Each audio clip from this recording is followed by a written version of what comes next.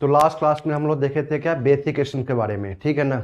तो वहां पे हम लोग देख लिए थे कि इसे पहला हम लोग पढ़े थे क्या, एलिफैटिक एमीन्स, ठीक है ना। एलिफैटिक एमीन में देखे थे गैस फेज में, ठीक है ना।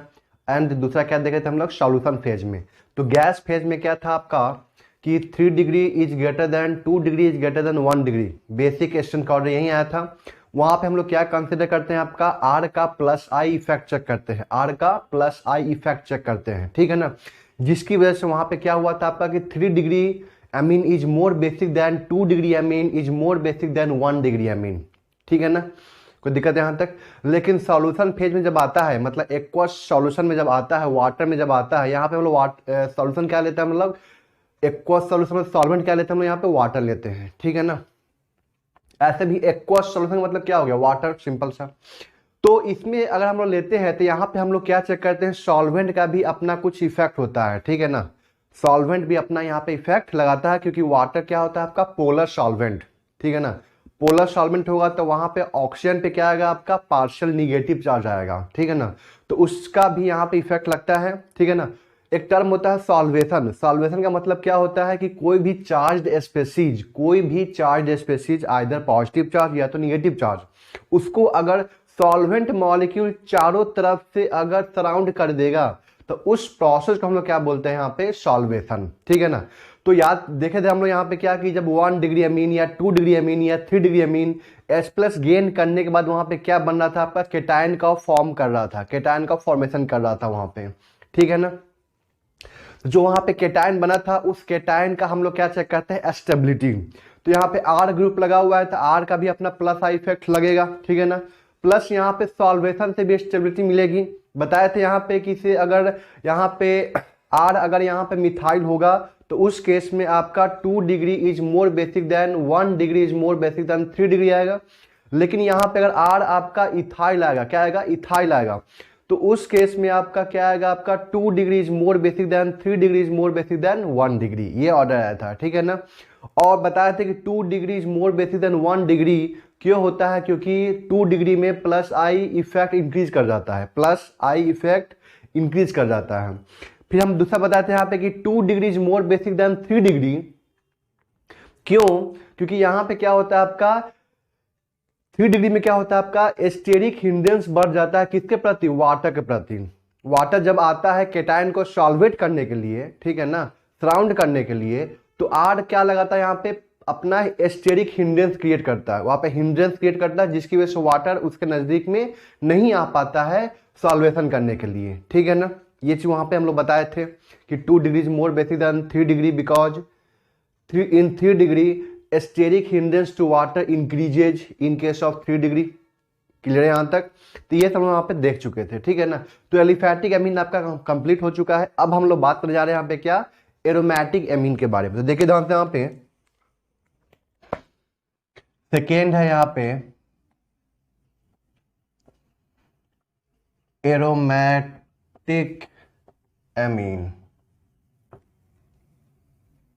ठीक है ना। तो ये क्या है आपका, एनिलीन। बेंजीन पे क्या लगा हुआ है यहाँ पे, NH2, ठीक है ना। ये भी एरोमेटिक एमीन कहलाएगा। या इसको ले लीजिए यहाँ पे, ठीक है ना। इनके पास में क्या है यहाँ पे, लोन पे इलेक्ट्रॉन, ठीक है ना। इसको पाइरोल बोलते हैं, इसको एनिलीन बोलते हैं, ठीक है ना। फिर क्या आ जाएगा यहाँ पे, पिरिडीन आ जाएगा,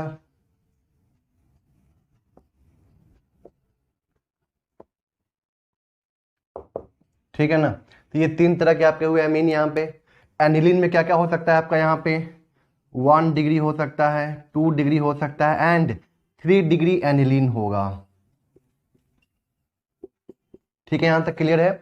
तो सबसे पहले हम बात करते हैं यहाँ पे क्या, इस एनिलीन के बारे में, ठीक है ना। तो देखिए यहाँ पे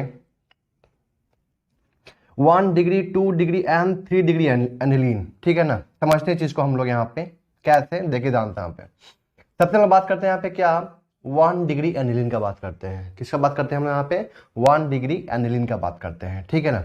ये हम लोग यहाँ पे सबसे पहले इसका ऑर्डर लिख ही लेते हैं, KB का ऑर्डर। इसमें क्या होगा आपका 3 डिग्री एनिलीन, ये है आपका क्या 3 डिग्री एनिलीन। क्या बेसिक स्ट्रेंथ ज़्यादा होगा किससे 2 डिग्री एनिलीन से, किससे 2 डिग्री एनिलीन से, और उसका ज़्यादा हुआ किससे 1 डिग्री एनिलीन से।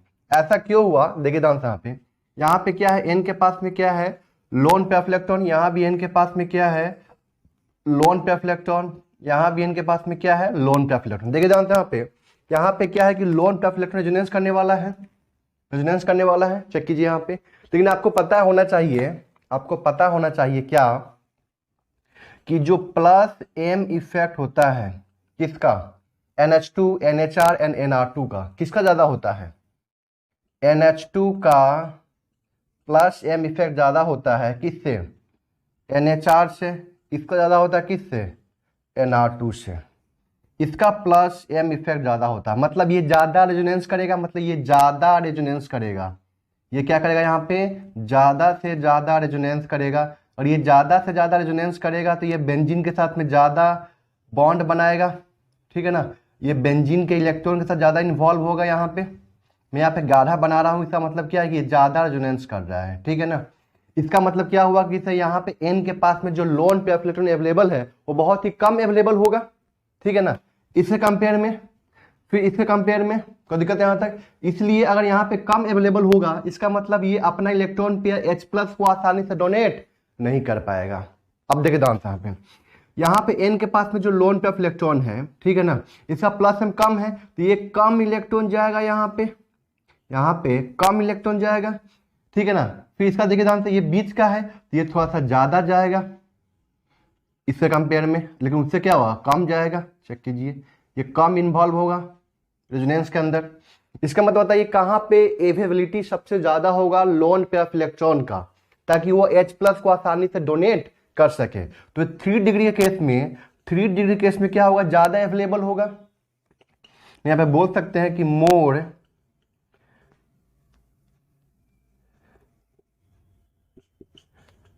Availability of lone pair of electron, क्योंकि यहां पे प्लस एम क्या है कम है, because less plus M effect, बहुत ही कम प्लस एम इफेक्ट है इसका, ठीक है। इसके कंपेयर में बात कर रहा हूं मैं, ठीक है ना। इसलिए 3 डिग्री का क्या होगा यहां पे बेसिक स्ट्रेंथ ज्यादा होगा, क्योंकि यहां पे मोर मतलब यहाँ पे ज्यादा इलेक्ट्रॉन पेयर क्या अवेलेबल है इसके कंपेयर में, ठीक है ना। इसका रेजोनेंस ज्यादा होने की वजह से यहाँ पे अवेलेबिलिटी क्या है कम है लोन पेयर इलेक्ट्रॉन का, इसलिए अपना इलेक्ट्रॉन पे H+ को आसानी से डोनेट नहीं कर पाएगा। कोई दिक्कत यहाँ तक क्लियर है। तो ध्यान रखना है कि 3 degree aniline is more basic than 2 degree aniline is more basic than 1 degree aniline. याद रहेगा क्यों, because the plus M effect of NH2 is greater than NHR is greater than NR2। कोई दिक्कत यहाँ तक, जिसकी वजह से यहाँ पे loan pair of electron availability in case of 1 degree aniline is very much less, बहुत कम होगा। कोई दिक्कत यहाँ तक क्लियर है, इसको नोट कीजिए फिर आगे बात करते हैं इसमें।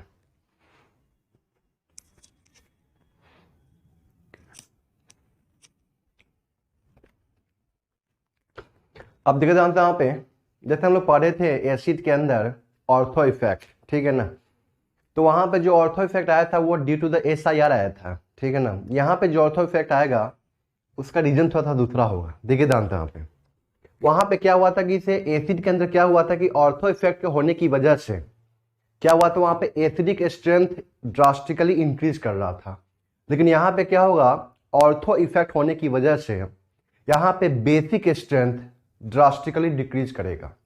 कैसे देखते हैं इसको हम लोग, देखिए ध्यान से यहाँ पे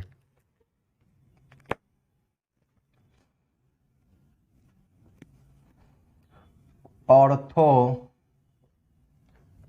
effect in aniline and its derivative, ठीक है ना।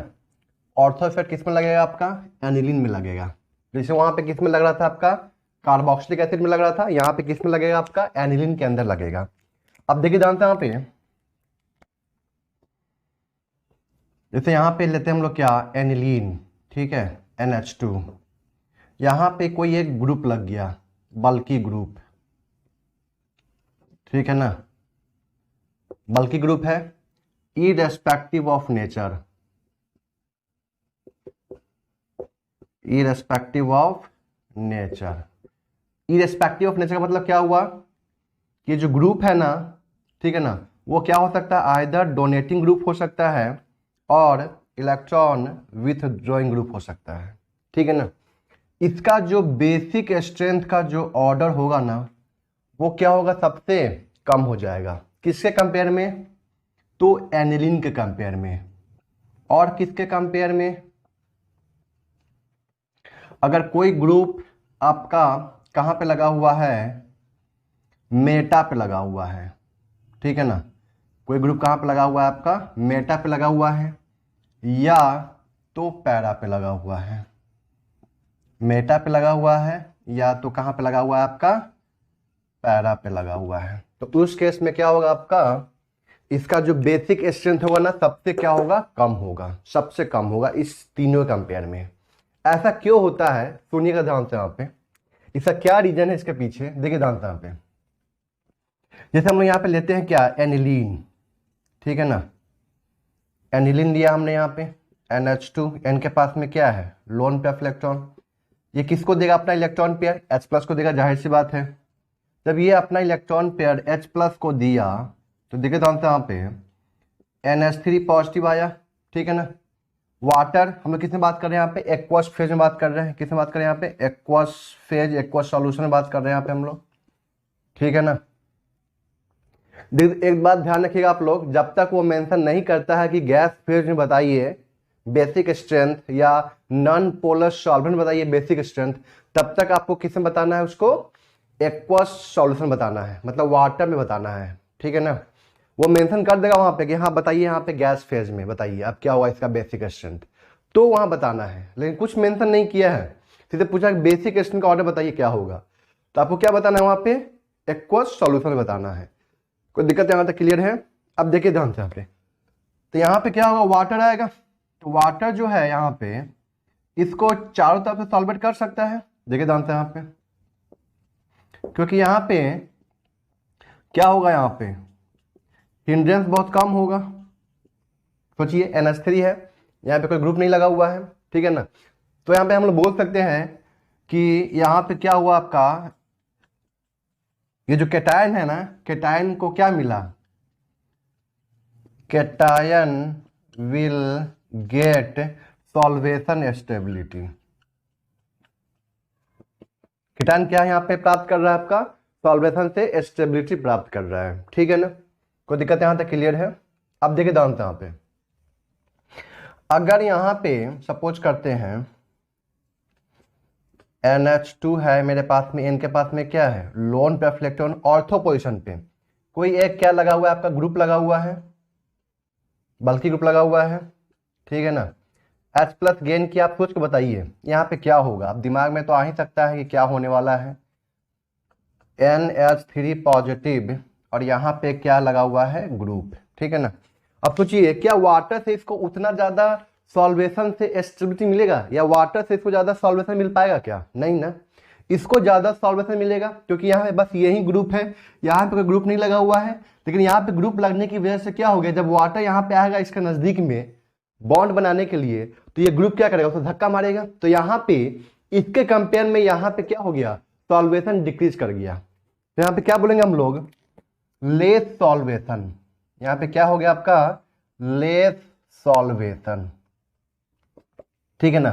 अब कैटायन यहाँ पे ज्यादा स्टेबल नहीं हो पाएगा, लेस सॉल्वेशन मतलब क्या हुआ, less stable cation, less stable cation. और यहाँ पे क्या बोलेंगे हम लोग, मोर स्टेबल कैटायन, ठीक है ना। हम जानते हैं ना कि कैटायन यहाँ पे जितना ज्यादा स्टेबल होगा, बताया था लास्ट क्लास में ना, एलिफैटिक अमीन के केस में कैटायन यहाँ पे जितना ज्यादा स्टेबल होगा उसका बेसिक स्ट्रेंथ उतना ही क्या होता है, ज्यादा होता है। सोचिए कोई भी स्पीसीज अपने ऊपर चार्ज कोई भी स्पीसीज अपने ऊपर चार्ज आने दे रहा है, इसका मतलब क्या हुआ कि अगर ये अपना इलेक्ट्रॉन पे डोनेट करके यहाँ पे चार्ज आने दे रहा है तो इसको थोड़ा सा स्टेबिलिटी मिलना चाहिए, नहीं तो ये फिर क्यों लाएगा अपने ऊपर चार्ज। आरी बात समझ में आता है, क्लियर है? ये अपने ऊपर चार्ज क्यों आने देगा, क्लियर है यहाँ तक? इसलिए इसको थोड़ा सा क्या मिलना चाहिए, यहाँ पे स्टेबिलिटी मिलना चाहिए, भले किसी से मिले उससे मतलब नहीं है, लेकिन इसको स्टेबिलिटी मिलना चाहिए। तो यहाँ पे इसको स्टेबिलिटी मिला, बट यहाँ पे इसको स्टेबिलिटी नहीं मिला। क्यों नहीं मिला? क्योंकि यहाँ पे क्या हुआ आपका, हम लोग बोल सकते हैं यहाँ पे क्या, स्टेरिक हिंड्रेंस टू वाटर आया ना यहाँ पे कंसेप्ट। यहाँ पे क्या हुआ आपका, स्टेरिक हिंड्रेंस टू वाटर। यहाँ पे क्या हो गया आपका, स्टेरिक हिंड्रेंस हुआ, किसको मिला स्टेरिक हिंड्रेंस, वाटर को मिला, जिसकी वजह से यहाँ पे सॉल्वेशन क्या होगा, लेस होगा, ठीक है ना, less solvation due to the steric hindrance to water. Less solvation हुआ तो लेस स्टेबल हो गया यहाँ पे, क्लियर है यहाँ तक? आ रही बात समझ में? तो क्या ये लेस स्टेबल है, मतलब इसका बेसिक एशन क्या होगा, कम होगा, जाहिर सी बात है। यहाँ भले कोई भी ग्रुप हो, कोई भी ग्रुप हो, इलेक्ट्रॉन डोनेटिंग, इलेक्ट्रॉन विथड्रॉइंग, कोई भी ग्रुप हो, इसका क्या होगा यहाँ पे, स्टेबिलिटी कम हो जाएगा। क्यों कम हो जाएगा? क्योंकि यहाँ पे सॉल्वेशन क्या होगा, कम होगा। सॉल्वेशन कम क्यों होगा? क्योंकि यहाँ पे ग्रुप क्या करेगा, उस वाटर मॉलिक्यूल को धक्का मारेगा, भगाएगा वहां से, ठीक है ना, वहां पे हिंड्रेंस क्रिएट करेगा, जिसकी वजह से ये क्या होगा, लेस स्टेबल। अगर केटायन यहाँ पे लेस स्टेबल होता है, इसका मतलब इसका बेसिक स्ट्रेंथ क्या होगा, यहाँ पे कम हो जाएगा। कोई दिक्कत यहाँ तक क्लियर है? आगे बात समझ यहाँ तक, ठीक है ना? इसको नोट कर लीजिए आप लोग, फिर आगे हम बात करते हैं इस पे। देखिए जानता यहाँ पे ये कुछ क्वेश्चन दिया हुआ है बेसिक स्ट्रेंथ का ऑर्डर बताने के लिए यहाँ पे, ठीक है ना। वीडियो को पॉज करके आप लोग नोट कर लीजिए क्वेश्चन और बनाइए इसका आंसर क्या होगा।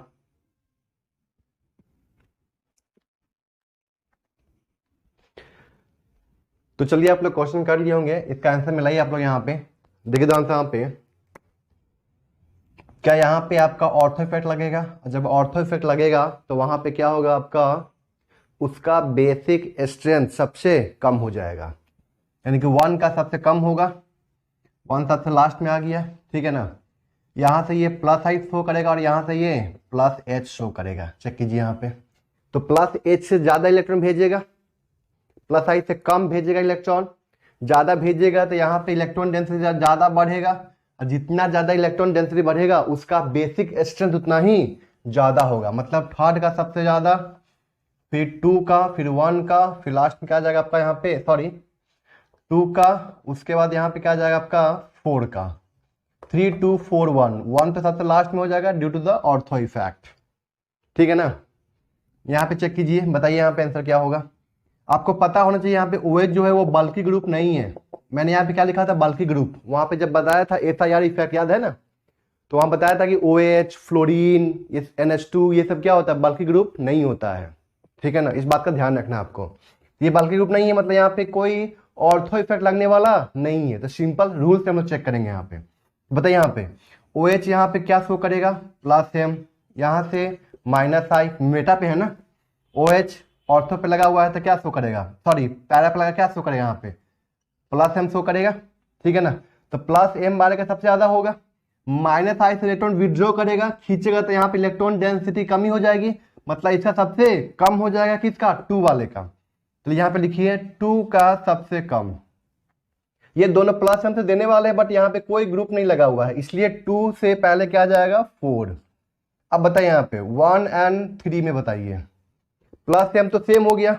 अब चेक कीजिए क्या ये माइनस आई शो करता है, माइनस आई शो करता है, तो माइनस आई नजदीक से लग रहा है, अब माइनस आई दूर से लग रहा है, तो दूर वाला कम होता है ना, कम खींचेगा ना, ये ज्यादा खींचेगा इलेक्ट्रॉन डेंसिटी को। तो कम खींचा, ये ज्यादा खींचा, और ये कम खींचा मतलब इसका बेसिक स्ट्रेंथ सबसे ज्यादा होगा, किसका, 3 वाले का, फिर 1 वाले का। चेक कीजिए आंसर 3 1 4 2, 3 1 4 2। चेक कीजिए इसका आंसर। इसका बताइए यहाँ पे क्या, यहाँ पे ऑर्थो इफेक्ट लग गया यहाँ पे ऑर्थो इफेक्ट लग गया। कोई भी ग्रुप हो उससे मतलब नहीं है, either donating group, electron donating group और इलेक्ट्रॉन विथड्रॉइंग ग्रुप, इसका सबसे कम, एनिलीन से भी कम, ठीक है ना। तो बताइए यहाँ पे क्या हो जाएगा, 1 का सबसे लास्ट में हो जाएगा। अब ये माइनस आई माइनस M तो खींचने वाले ग्रुप है, बट यहाँ पे कोई ग्रुप खींचने वाला नहीं है, ठीक है ना।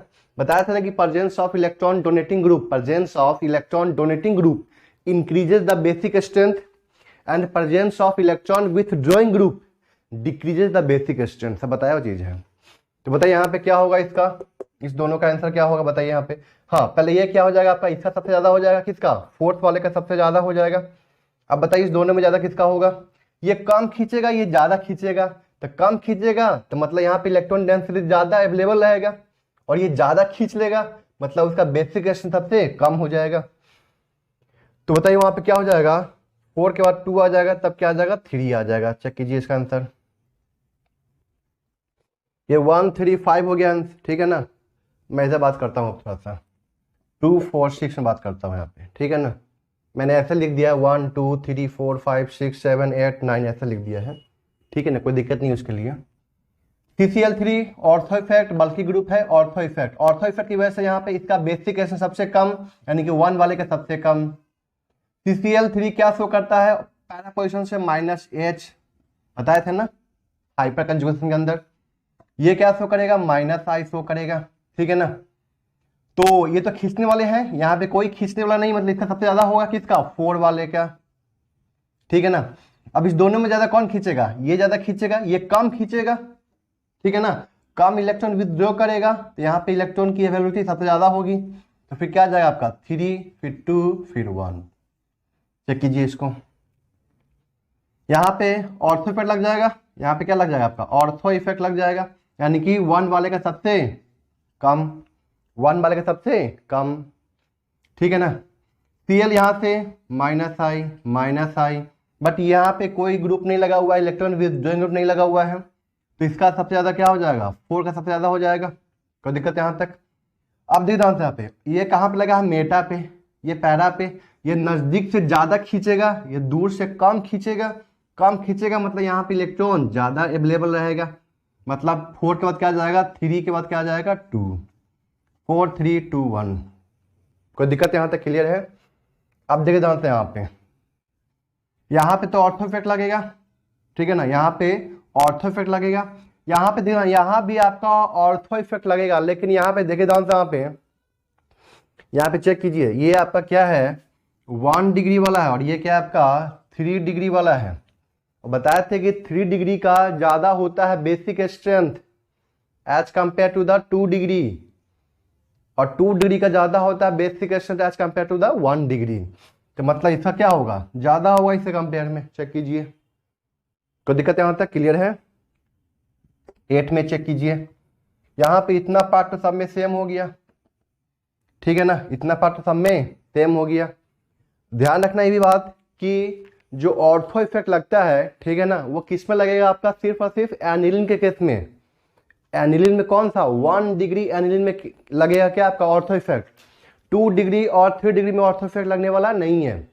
वहां पे क्या हो जाएगा आपका SIR इफेक्ट हो जाएगा, SIR asterisk inhibition in resonance, पढ़े है ना, ठीक है ना। तो कहने का मतलब क्या है, यहाँ पे आप क्या नहीं लगा दीजिएगा ऑर्थो इफेक्ट इन एनिलीन जो बताया मैंने यहाँ पे वो नहीं लगाना यहाँ पे, ठीक है ना।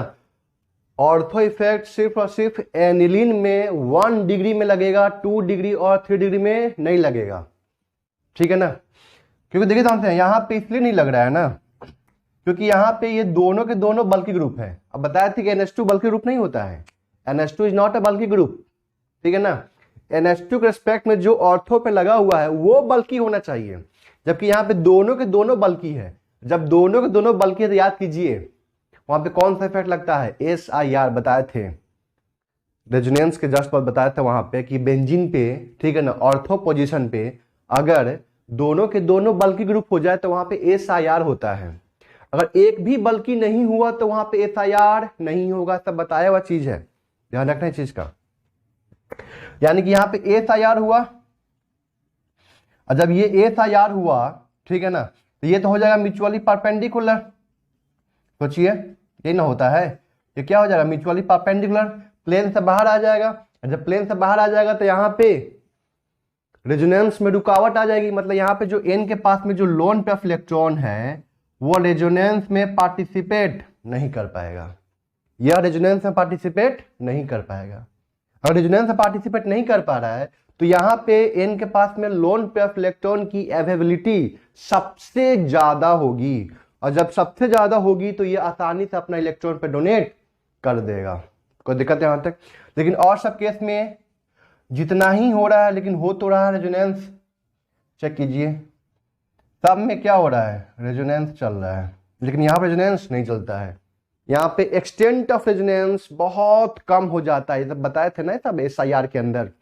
इसका मतलब इसका बेसिक स्ट्रेंथ सबसे ज्यादा, 1 का सबसे ज्यादा। अब यहाँ पे चेक कीजिए, ये प्लस I प्लस H, तो प्लस H से ज्यादा इलेक्ट्रॉन देगा, तो फिर क्या हो जाएगा 3, तब प्लस I से तब 2, फिर 4। चेक कीजिए यहाँ पे, ठीक है ना? तो 6 हो गया, 8 हो गया आपका। अब इसमें आइए, 7 में आइए और बताइए यहाँ पे क्या होगा। अभी जस्ट बताए थे कि ये 1 डिग्री है और ये 3 डिग्री है, तो हम जानते हैं कि 3 डिग्री वाला का ज्यादा होता है basic strength as compare to the 1 degree. बताए थे नहीं था चीज, ठीक है ना? और यहाँ पे ऐसे भी देख सकते हैं, यहाँ पे क्या होगा SIR, ठीक है ना? SIR की वजह से ये जो लोन पेयर ऑफ इलेक्ट्रॉन है यह रेजोनेंस में पार्टिसिपेट नहीं करेगा।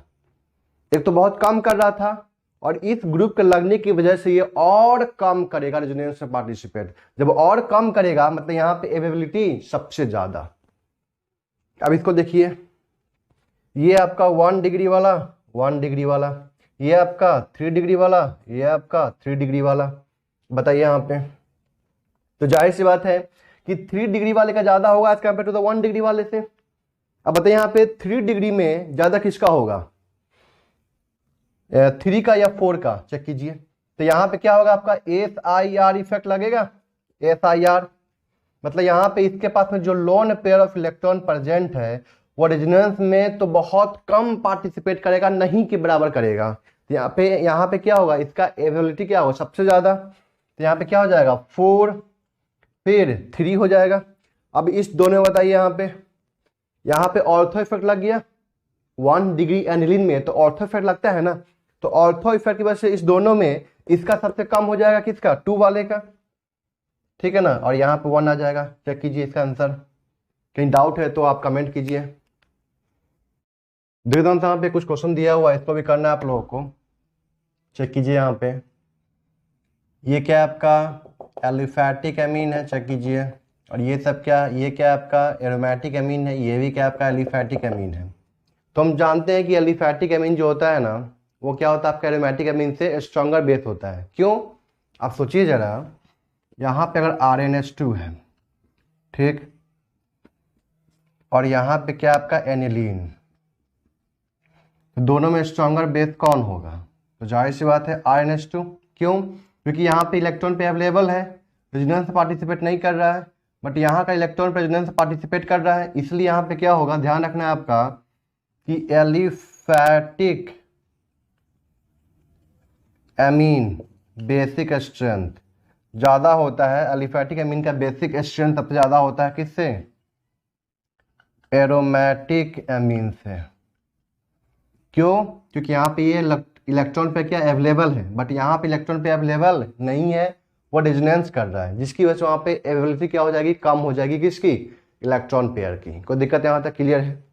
तो बताइए यहाँ पे इसका आंसर क्या होगा। ये तो एरोमेटिक हो गया, ये दोनों एलिफैटिक हो गया। चेक कीजिए, रेजोनेंस पार्टिसिपेट नहीं कर रहा है।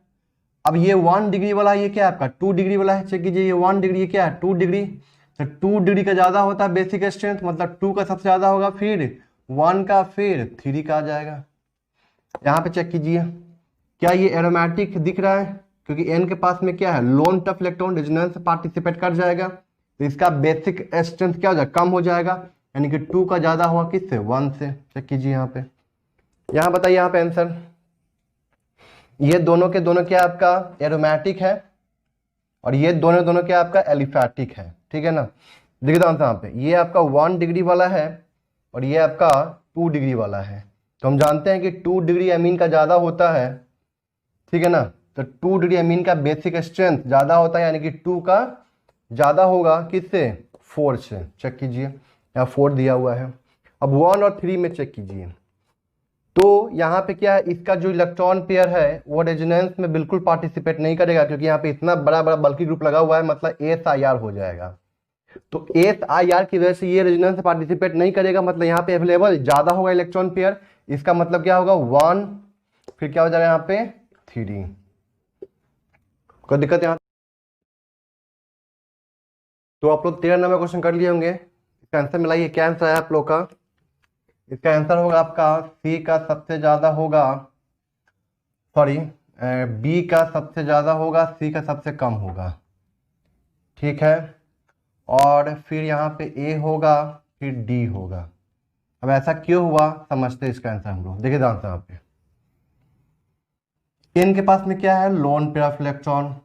अगर ये लोन पेयर ऑफ इलेक्ट्रॉन, ठीक है ना, रेजोनेंस में पार्टिसिपेट करेगा तो ये रिंग क्या एरोमेटिक बन जाएगा? चेक कीजिए, तो चेक कीजिए जरा। तो 2 2 4 2 6 पाई इलेक्ट्रॉन, यानी कि ये लोन पेयर ऑफ इलेक्ट्रॉन बहुत कम अवेलेबल है, ठीक है ना। अगर ये सोचिए, अगर ये रेजोनेंस में पार्टिसिपेट नहीं करेगा तो क्या ये रिंग एरोमेटिक हो पाएगा? नहीं हो पाएगा, क्योंकि 4 पाई इलेक्ट्रॉन होगा यहाँ पे। मतलब इसका रेजोनेंस में पार्टिसिपेट करना बहुत ही जरूरी है, तभी जाके यहाँ पे रिंग के अंदर 6 पाई इलेक्ट्रॉन आ पाएगा। कोई दिक्कत यहाँ तक? ठीक है, यानी कि इसका एबिलिटी यहाँ पे क्या होगा, बहुत कम होगा, इसलिए यहाँ पे सी का बेसिक स्ट्रेंथ सबसे कम। अब यहाँ पे बी में चेक कीजिए, अगर ये रेजोनेंस में पार्टिसिपेट कर रहा है तो ये पाई बॉन्ड यहाँ पे शिफ्ट करेगा, यहाँ पे निगेटिव आएगा, यहाँ पहले से क्या है लोन पेयर ऑफ इलेक्ट्रॉन, ठीक है। यहाँ पे क्या आ रहा है आपका निगेटिव चार्ज, मतलब यहाँ पे एन के पास में इलेक्ट्रॉन डेंसिटी बढ़ने लगी, तो बढ़ने लगी इसका मतलब ये क्या होगा, अनस्टेबल होगा। और जब अनस्टेबल होने लगेगा इसका बेसिक स्ट्रेंथ क्या हो जाएगा, ज्यादा होगा। Stable then ion weaker the base, unstable then ion stronger the base, यानी कि बी का सबसे ज्यादा हो गया। अब हम लोग बात कर रहे हैं यहाँ पे क्या, ए और डी में किसका ज्यादा होगा। अब देखिए दोस्तों यहाँ पे अगर यहाँ पे एन के पास में जो लोन पे इलेक्ट्रॉन है वो अगर रेजोनेंस में पार्टिसिपेट कर रहा है इसके रिंग इसमें, ठीक है ना, तो क्या इस रिंग का एरोमेटिसिटी लॉस होने लगेगा? चेक कीजिए, होने लगेगा, ठीक है ना। यानी कि ये बहुत कम पार्टिसिपेट करेगा।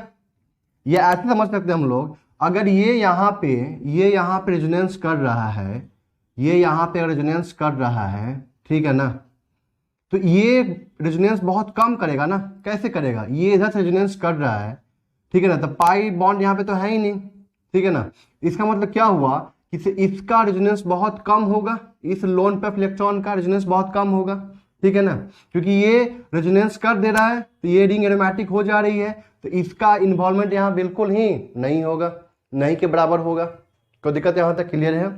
अब देखिए ध्यान से यहाँ पे, तो यानी कि ये ज्यादा अवेलेबल होगा, लेकिन इसके पास में जो लोन पेयर ऑफ इलेक्ट्रॉन है ये तो रेजोनेंस से पार्टिसिपेट कर रहा है ना। अगर रेजोनेंस से पार्टिसिपेट कर रहा है तो यहाँ पे ये अवेलेबल बहुत कम होगा, लेकिन ये अवेलेबल ज्यादा होगा, इसलिए ए का ज्यादा होगा, फिर क्या आ जाएगा, डी का आ जाएगा। चेक कीजिए इसका। अब देखिए ध्यान से यहाँ पे, अब हम लोग यहाँ पे बात करने जा रहे हैं क्या, पीरियडीन के बारे में, ठीक है, एंड पाइरोल के बारे में।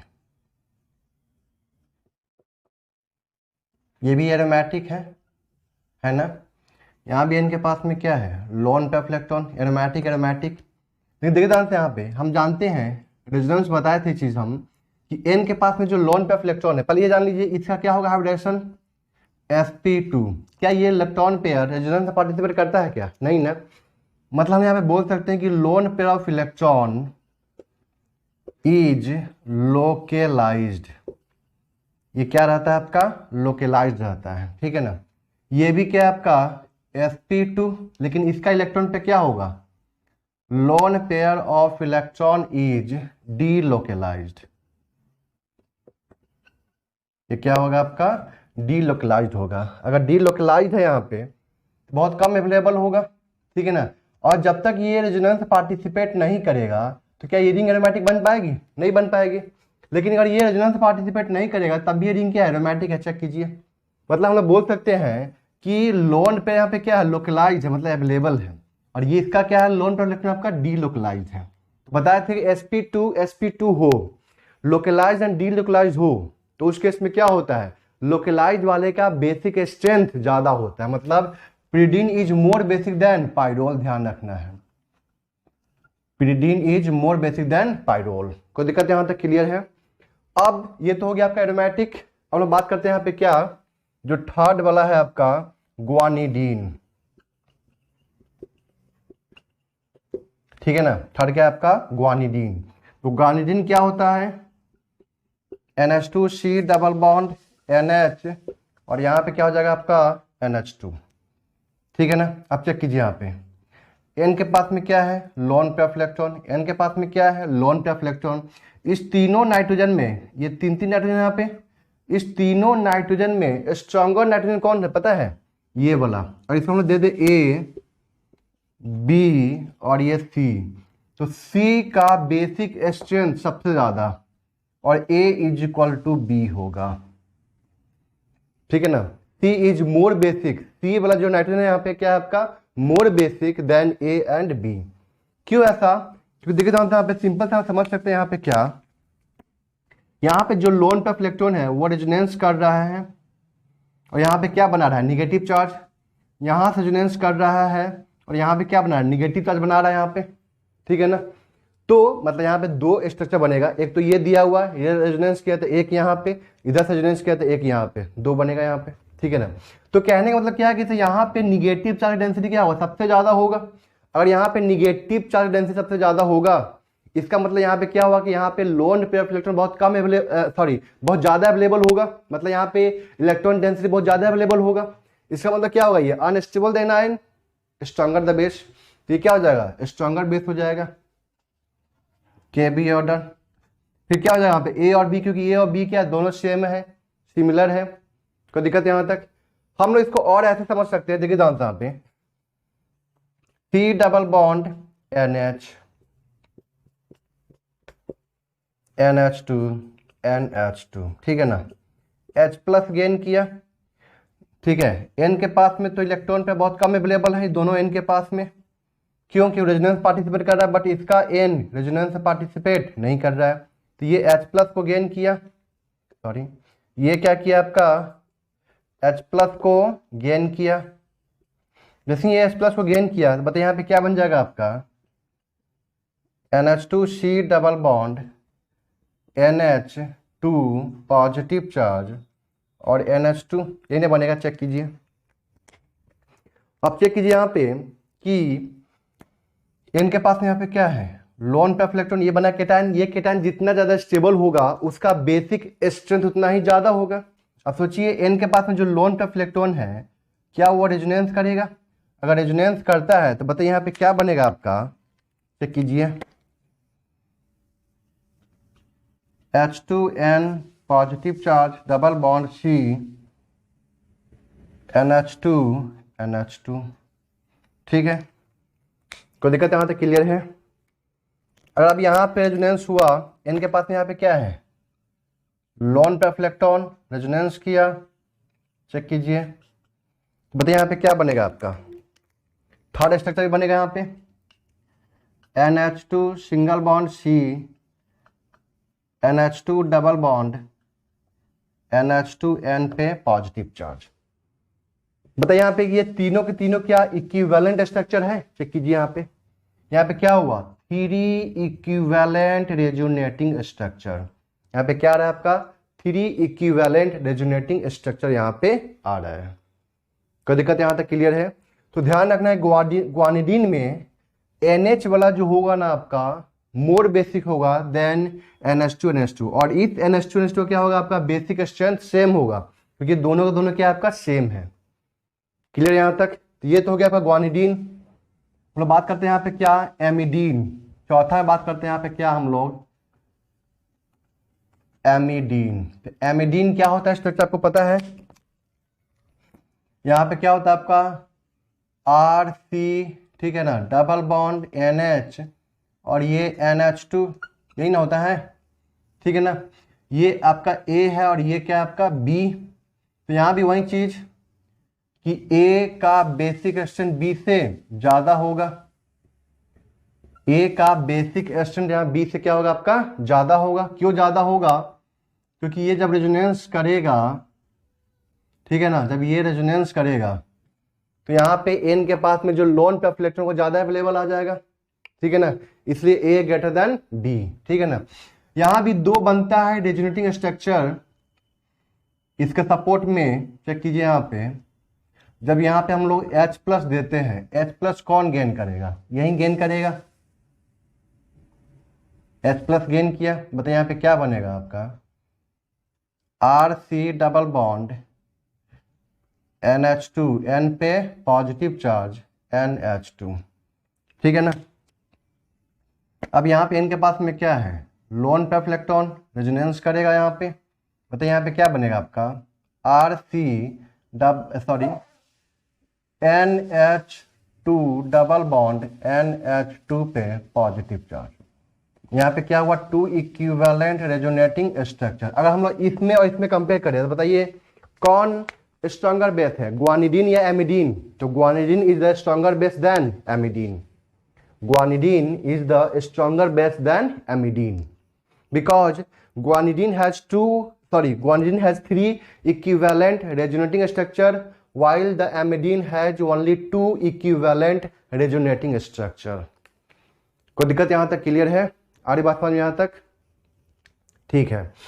तो यहाँ पे क्या हुआ आपका? 3 आया, वहां पे कितना है आपका? 2 आया, ठीक है ना। तो इस दोनों में कंपेयर किए तो ये ज्यादा है, वो कम है, ठीक है ना। अब जरा सोच के देखिए, मैंने यहाँ पे जैसे N को दिया H प्लस, अगर सोचिए आप इसको दीजिएगा तो क्या कोई मतलब यहाँ पे कुछ होने वाला है क्या? सपोज करते हैं हम लोग यहाँ पे, सपोज करते हैं हम लोग कि इस N को हमने क्या किया? H प्लस दे दिया, ठीक है। ये और ये N दोनों सेम है, ठीक है ना। तो C double bond NH NH2 और ये हो जाएगा NH3 पॉजिटिव। क्या यहाँ पे इसको कहीं से स्टेबिलिटी मिलने वाला है क्या? ये जो बना है यहाँ पे केटायन, इस केटायन को कहीं से कोई स्टेबिलिटी मिलने वाला है? नहीं है। लेकिन यहाँ पे जो बना है ना केटायन, इसको स्टेबिलिटी मिल रहा है due to the resonance. Resonance की वजह से इसको क्या मिल रहा है? स्टेबिलिटी मिल रहा है। क्लियर है यहाँ तक? अरे बात समझ में यहाँ तक?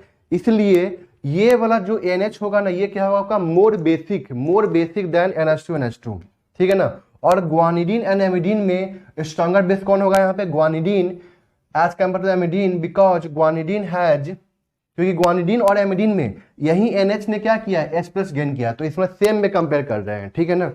तो guanidine is stronger base than amidine because guanidine has 3 equivalent resonating structure than amidine, while the amidine has 2 equivalent resonating structure। कोई दिक्कत यहाँ तक क्लियर है? और ये भी ध्यान रखना है, guanidine is the strongest non organic base. Guanidine जो होता है ना, वो स्ट्रॉन्गेस्ट नॉन ऑर्गेनिक बेस है। मतलब अभी तक जो बेस जाना गया है उसमें ग्वानिडीन जो होता है ना, वो क्या होता है आपका? स्ट्रॉन्गेस्ट ऑर्गेनिक बेस है। तो हम लोग यहाँ पे एक लाइन लिख लेंगे इसके बारे में, ठीक है ना, कि ग्वानिडीन, यहाँ पे नोट बनाकर आप लोग लिख लीजिएगा, guanidine is the strongest non-organic base। Guanidine is the strongest non organic base. इसको नोट कीजिए जल्दी से आप लोग।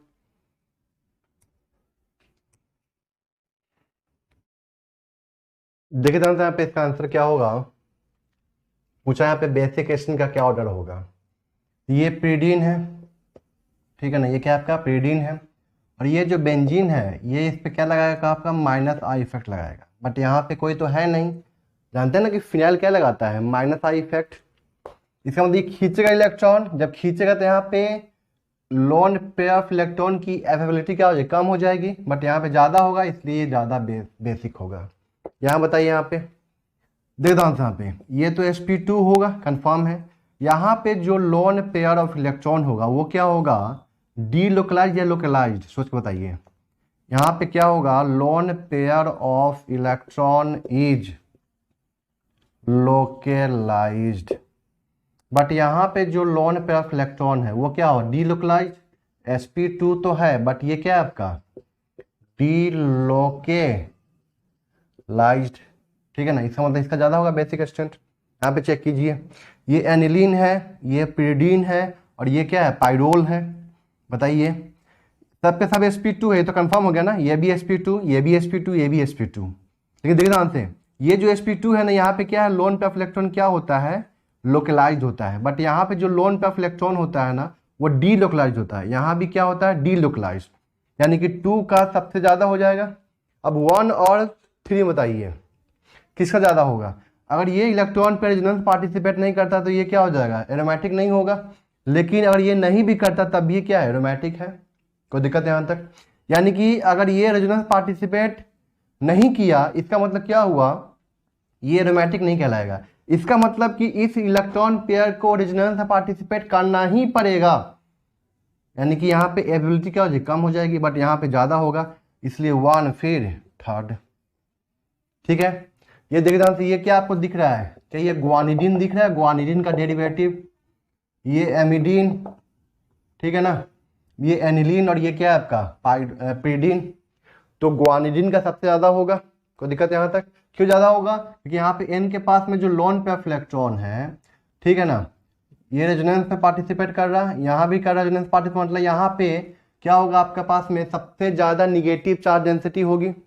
यानी कि हम बोल सकते हैं कि इससे ग्वानिडीन का सबसे ज़्यादा हो जाएगा, फिर एमिडीन का, क्योंकि यहाँ पे दोनों तरफ से इलेक्ट्रॉन जा रहा है, यहाँ पे सिर्फ और सिर्फ एक ही तरफ से इलेक्ट्रॉन जा रहा है एन के पास में, ठीक है ना। बट यहाँ पे जो लोन पेयर ऑफ इलेक्ट्रॉन है ये तो रेजोनेंस से पार्टिसिपेट कर गया ना, यहाँ पे नहीं किया। ये आपका क्या है, sp2, ये क्या है sp2, ठीक है ना। बट यहाँ पे क्या है आपका लोकेलाइज्ड, और यहाँ पे क्या है आपका डी लोकेलाइज्ड, ठीक है ना। यानी कि इसका ज़्यादा हो जाएगा 4th का, फिर क्या हो जाएगा 3rd का, ठीक है ना। ये सबका इससे क्या होगा, कम होगा। क्यों कम होगा, समझ में आ रहा है ना।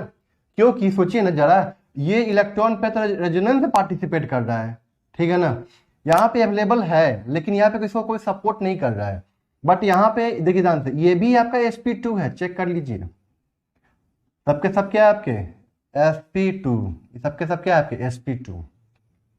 बट यहाँ पे क्या आ रहा है कि यहाँ पे जो लोन पेयर ऑफ इलेक्ट्रॉन है वो रेजोनेंस से पार्टिसिपेट नहीं कर रहा है, लेकिन ये जो दोनों के दोनों जो नाइट्रोजन है इसको सपोर्ट कर रहे हैं, मतलब वहां पे इलेक्ट्रॉन डेंसिटी बढ़ाने में सपोर्ट कर रहे हैं, ठीक है ना। तो यहाँ पे दो दो ग्रुप सपोर्ट कर रहा है, यहाँ पे एक ही ग्रुप सपोर्ट कर रहा है, अंतर है ना, ठीक है ना। तो ये ज्यादा इलेक्ट्रॉन डेंसिटी भेजेगा, ये कम इलेक्ट्रॉन डेंसिटी भेजेगा, और ये दोनों तो भेज ही नहीं रहा है तो ले रहा है, ये तो और ज्यादा रेजोनेंस में पार्टिसिपेट करके ये अपना इलेक्ट्रॉन पे अवेलेबिलिटी कम कर रहा है, ठीक है ना, बेंजीन के साथ में। ये यहाँ पे तो क्या है आपका लोकलाइज्ड है, sp2 है, बट क्या है लोकलाइज्ड है, ये डी लोकलाइज्ड नहीं है, लेकिन यहाँ पे कहीं से इलेक्ट्रॉन आ नहीं रहा है, लेकिन यहाँ पे इलेक्ट्रॉन आ रहा है दोनों तरफ से, ठीक है ना। इसलिए इसको चेक कीजिए, क्या ये भी आपका ग्वानिडीन और ये आपका एमिडीन, तो ग्वानिडीन का सबसे ज्यादा, कोई दिक्कत है यहाँ तक, तो 1 का फिर 2 का। अब बताइए क्या आपका एलिफैटिक एमीन है, ठीक है ना, ये क्या आपका एलिफैटिक एमीन है, ये क्या आपका 2 डिग्री और क्या आपका 1 डिग्री, मतलब 2 डिग्री का ज्यादा होगा, मतलब 3rd और फिर 4th। चेक कीजिए इसका आंसर, ठीक है, इसको नोट कीजिए आप जल्दी से। अब देखिए जानते हैं यहाँ पे एक लास्ट बचता है आपका क्या, 5th एमाइड। एमाइड क्या है, RC double bond O NH2, ठीक है ना। अब बताइए यहाँ पे RC double bond O NH2, N के पास में यहाँ पे क्या है लोन पे इलेक्ट्रॉन, तो ये क्या करेगा रेजोनेंस में पार्टिसिपेट करेगा, ठीक है ना। अब बताइए रेजोनेंस में किससे पार्टिसिपेट कर गया, O के साथ में, और O क्या होता है आपका मोर इलेक्ट्रोनिगेटिव एटम, और वो जो मोर इलेक्ट्रोनिगेटिव एटम है वो आसानी से निगेटिव चार्ज को होल्ड करके रख सकता है, ठीक है ना। इसका मतलब क्या हुआ कि ये N के पास में जो लोन पे इलेक्ट्रॉन था वो कहाँ चला गया, O के पास चला गया। मतलब N के पास में देखिए ध्यान से, N पे क्या गया पॉजिटिव चार्ज, मतलब N के पास में यहाँ पे अब इलेक्ट्रॉन पे अवेलेबल नहीं है। अगर नहीं है तो क्या हो जाएगा वेरी वीक एसिड। एमाइड क्या होता है, सबसे वीक एसिड होता है। एमाइड क्या होता है, सबसे वीक एसिड होता है, सबसे एलिफैटिक एमीन से भी, एरोमेटिक एमीन से भी। क्योंकि देखिए ध्यान से एलिफैटिक एमीन तो खैर ज्यादा ही है, ठीक है ना, लेकिन एरोमेटिक एमीन चेक कीजिए आप। एरोमेटिक एमीन में जब आ रहा था इनके पास में क्या था लोन पे इलेक्ट्रॉन, वो रेजोनेंस जो कर रहा था वो तो कार्बन पे आ रहा था निगेटिव चार्ज, ठीक है ना। बट यहाँ पे जो रेजोनेंस किया ना वो कहाँ चला गया, ओ के ऊपर आ गया क्या निगेटिव चार्ज। ये तो मतलब और अच्छे से इस निगेटिव चार्ज को होल्ड करके रख सकता है, मतलब ये आसानी से जाने नहीं देगा निगेटिव चार्ज को। ठीक है, यहां तक क्लियर है। इसलिए इसका क्या होता है, बेसिक एक्सटेंशन सबसे कम होता है। तो amide is the very weak base. Amide क्या होता है, वेरी वीक बेस होता है। ठीक है ना, एमाइड क्या होता है, वेरी वीक बेस होता है। अब हम यहाँ पे बात करते हैं क्या, केबी का ऑर्डर। केबी ऑर्डर मतलब बेसिक स्ट्रेंथ का ऑर्डर क्या होगा, इसको ध्यान रखना है। वो आपको बताना यहाँ पे कि किसका सबसे ज्यादा होगा बेसिक स्ट्रेंथ। सोच के बताइए जरा सा, सोच के बताइए कि किसका बेसिक स्ट्रेंथ सबसे ज्यादा हो जाएगा। तो वो बताइए, क्या ग्वानिडीन का सबसे ज्यादा होगा, सोचिए जरा सा। ग्वानिडीन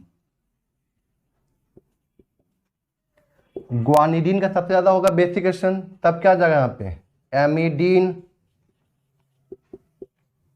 ठीक है ना, उसके बाद आएगा aliphatic amine 2 degree 3 degree 1 degree या 2 डिग्री 1 डिग्री 3 डिग्री। ठीक है ना, ये आर क्या है आपका इथाइल और यहाँ पे आर क्या है आपका मिथाइल।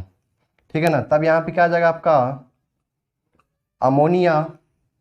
ठीक है ना, अब यहाँ पे क्या आ जाएगा आपका पिरिडीन। तब यहाँ पे क्या आएगा आपका एनिलीन। ठीक है, और इसके बाद क्या आएगा आपका पाइरोल। और सबसे लास्ट में क्या आ जाएगा आपका यहाँ पे एमाइड।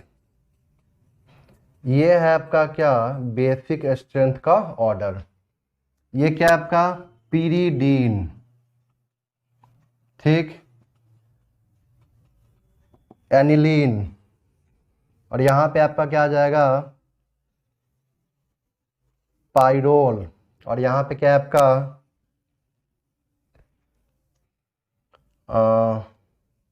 एमाइड। ठीक है, ग्वानिडीन समझ में आ गया ना, क्यों ज्यादा हुआ ग्वानिडीन का, क्योंकि यहाँ पे इस NH को दोनों तरफ से इलेक्ट्रॉन आ रहा है। इस NH के पास में दोनों तरफ से इलेक्ट्रॉन आ रहा है, यहाँ पे सिर्फ और सिर्फ एक ही तरफ से इलेक्ट्रॉन आ रहा है। ठीक है ना, और यहाँ पे क्या सिर्फ और सिर्फ इलेक्ट्रॉन पे अवेलेबल है, यहाँ भी अवेलेबल है, बट यहाँ पे यहाँ से इलेक्ट्रॉन क्या हो रहा है, आ रहा है किसके पास में, NH के पास में। इसलिए यहाँ पे इसका क्या हो जाएगा, ज्यादा हो जाएगा, किसका, ग्वानिडीन का। तो ध्यान रखना, ग्वानिडीन इज स्ट्रॉन्गेस्ट बेस, लिखवाए भी थे। ग्वानिडीन आएगा, फिर क्या आएगा एमिडीन आएगा, उसके बाद क्या आएगा यहाँ पे 2 डिग्री 3 डिग्री 1 डिग्री या 2 डिग्री 1 डिग्री 3 डिग्री। ठीक है ना, ये सब हम किस में बात कर रहे हैं, एक पोस्ट फेज में बात कर रहे हैं। ठीक है ना, तब यहाँ पे क्या आ जाएगा आपका अमोनिया। तब यहाँ पे क्या आएगा आपका अमोनिया। तब क्या आएगा यहाँ पे पिरिडीन, क्योंकि देखा ये भी sp2 sp2 sp2 sp2 check कीजिए, और ये सब क्या आपका sp3, इसमें सारा का सारा क्या आपका sp3 वाला है। ये तो एक्सेप्शनली बहुत ज्यादा होगा, sp2 होते हुए क्या है सबसे ज्यादा है, क्योंकि यहाँ पे सपोर्ट मिल रहा है, यहाँ पे इलेक्ट्रॉन डेंसिटी अचानक से बढ़ रहा है वहां पे, और जितना ज्यादा इलेक्ट्रॉन डेंसिटी होगा, आप सोचिए इस दोनों के अलावा कहीं भी n के पास में इलेक्ट्रॉन डेंसिटी बढ़ रहा है क्या, चेक कीजिए तो जरा सा, नहीं बढ़ रहा है। देखिए ध्यान से, यहाँ पे इसके 10 के 10 है, यहाँ भी 10 का 10 है, यहाँ पे तो खैर यहाँ भी 10 का 10 है, लेकिन यहाँ पे जो इलेक्ट्रॉन पेयर तो रेजोनेंस में चला जा रहा है, यहाँ भी जो इलेक्ट्रॉन पेयर वो भी रेजोनेंस में चला जा रहा है, यहाँ भी जो लोन पेयर इलेक्ट्रॉन है वो भी रेजोनेंस में चला जा रहा है। ठीक है ना, तो जो अवेलेबल भी था वो भी कम हो रहा है, लेकिन यहाँ पे क्या है, जो अवेलेबल है वो तो है ही है, और एक्स्ट्रा आ रहा है। यहाँ पे जो अवेलेबल हो तो है ही है, लेकिन यहाँ पे क्या है और एक्स्ट्रा आ रहा है अलग से, इसलिए कोई दिक्कत यहाँ तक ध्यान रखना है। तो ग्वानिडीन एमिडीन, फिर क्या जगह यहाँ पे एलिफैटिक एमीन, ये क्या है आपका एलिफैटिक एमीन। ठीक, अमोनिया, इसको कैसे याद कीजिएगा, देखिए ध्यान से, PA पापा, PA पापा। ठीक है ना, पिरिडीन एनिलीन पाइरोल एमाइड, हम लोग जानते हैं कि एमाइड सबसे वीक होता है। एमाइड क्या होता है, सबसे वीक होता है सारे में, जितने भी हम लोग यहाँ पढ़े अभी नाइट्रोजनस बेस, उस सब में क्या होता है, एमाइड क्या होता है, सबसे वीक बेस होता है। इस बात का ध्यान रखना है। तो पापा, अब यहाँ पे कंफ्यूजन होगा कि ये पीडीन है और ये क्या है आपका पाइरोल।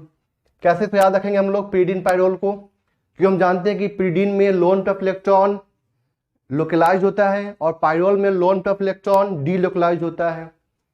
अरे बात समझ में आता है, क्लियर है, ऐसे याद रखना है। तो यानी कि लोकलाइज है मतलब एबिलिटी उसका क्या है, ज़्यादा है, वो ज़्यादा वहाँ पे अवेलेबल है, मतलब उसका बेसिक स्ट्रेंथ सबसे ज़्यादा हो जाएगा as compare to the pyrrole. ठीक है ना। तो पीरिडिन हो गया, फिर यहाँ पे क्या हो गया, एनिलीन हो गया, फिर यहाँ पे क्या हो जाएगा, पाइरोल, फिर क्या हो जाएगा, एमाइड। अब यहाँ पे कोई कंफ्यूजन नहीं होना चाहिए। अगर आपको कंफ्यूजन हो रहा होगा कि सर यहाँ पे एनिलीन एंड पाइरोल में कैसे ज़्यादा हो गया, ठीक है ना, एनिलीन का सबसे ज़्यादा क्यों हो गया एज कम्पेयर टू पाइरोल। अब देखिए ध्यान से, यहाँ पे ये लोन पे इलेक्ट्रॉन, ठीक है ना, यहाँ पे ये जो रिंग है ना, ये एरोमेटिक है पहले से, ठीक है ना, तो ये अपना एरोमेटिसिटी डिस्टर्ब नहीं करना चाहेगा, इसलिए इस लोन पे इलेक्ट्रॉन का रेजोनेंस बहुत कम होगा। लेकिन इसमें चेक कीजिए पाइरोल में, अगर ये लोन पे इलेक्ट्रॉन रेजोनेंस में पार्टिसिपेट नहीं करता है तो क्या ये रिंग एरोमेटिक बन पाएगा, नहीं बन पाएगा। अरे बात समझ में। तो इसका मतलब क्या हुआ कि इस लोन पे इलेक्ट्रॉन को इस रिंग के अंदर रेजोनेंस करना ही पड़ेगा एट एनी कॉस्ट, ठीक है ना, यानी कि यहाँ पे एबिलिटी क्या हो जाएगी, कम हो जाएगी।